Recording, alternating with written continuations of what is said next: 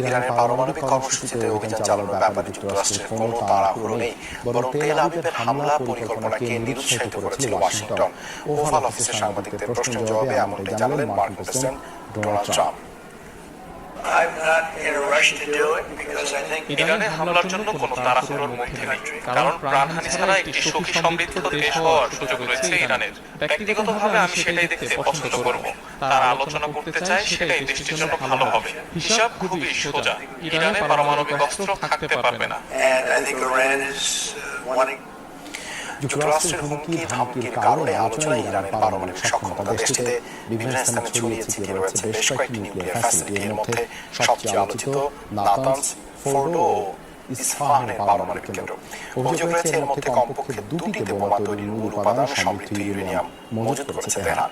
ধারণা করা হয় ইরানের কাছে যে পরিমাণ উপাদান রয়েছে তা নিয়ে অন্তত 6টি পারমাণবিক